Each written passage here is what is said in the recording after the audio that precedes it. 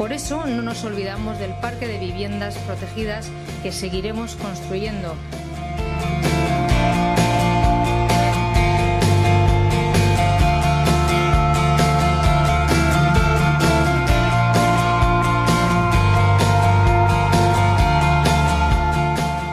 Que la vivienda no es un privilegio, no es un lujo, sino es un derecho, ¿no?